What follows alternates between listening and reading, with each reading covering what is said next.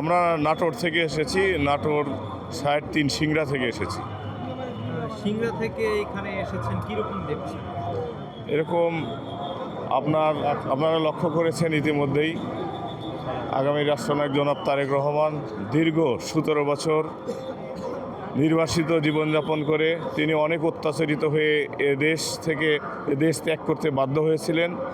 আজকে দেখেছেন যে জনগণের সারা বাংলাদেশ থেকে কোটি কোটি লোক এসে তার যে ভালোবাসা এসেছে শুধু এক ঝলক তাকে স্বাগত জানাতে, এবং স্বতঃস্ফূর্তভাবে তার নেতৃত্ব মেনে নিয়ে এদেশের জনগণ স্বতঃস্ফূর্তভাবে তার নেতৃত্ব মেনে নিয়েছে, খেয়াল করেছেন। এবং এখানে আবেগ আলপুত এবং ভালোবাসায় সবাই শিখত আর কি, তার ভালোবাসায় আপনারা খেয়াল করেছেন। তারেক রহমান দেশে ফিরলে রাজনীতিতে কি ধরনের প্রভাব? তারেক রহমান দেশে ফিরলে অবশ্যই রাজনীতিতে ইতিবাচক প্রভাব পড়বে, এবং আপনারা ইতিমধ্যে খেয়াল করেছেন বিভিন্ন ধরনের যে আপনার অনেক যারা হচ্ছে যে আপনার লুটপাট করছে, চাঁদাবাজি করছে, সর্বদাই তারেক রহমান তাদের বিরুদ্ধে হচ্ছে যে সবসময় স্লোগান দিয়েছেন, এবং বাংলাদেশকে একটি দুর্নীতিমুক্ত এবং সকল সেক্টরকে একটি সুন্দর গঠনমূলক উন্নয়নমূলক রূপ দিতে চান। এবং আমাদের বিশ্বাস তারেক রহমান 18 কোটি জনগণের যে আস্থার রূপ নিয়েছেন সেই আস্থা রাখতে পারবেন, এবং বাংলাদেশকে একটি সুন্দর, যেটা বিগত দিনে কেউ কোনোদিন কল্পনা করতে পারেনি, এরকম একটি বাংলাদেশ উপহার দেবেন। হ্যাঁ, সামনে নির্বাচন, বিএনপির তরফ থেকে তারেক রহমান কোন ধরনের প্রভাব? অবশ্যই আপনার সারা বাংলাদেশের লোক তার দিকে চেয়ে আছে।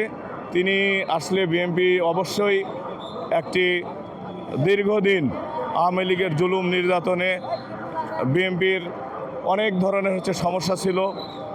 একটু সংগঠনের মধ্যে যে স্লো গতি মোশন ছিল।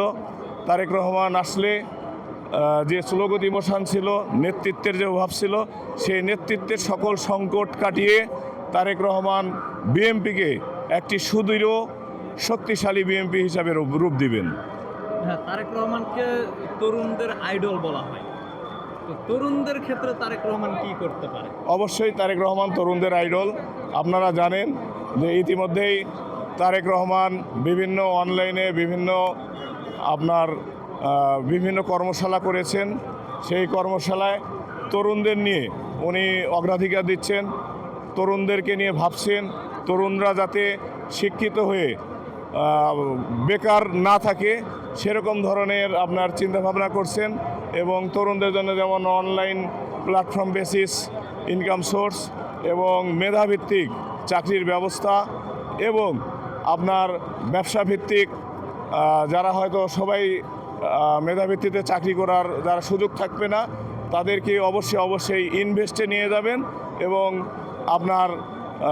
প্রত্যেকটি বেকারকে উনি কাজে লাগাবেন।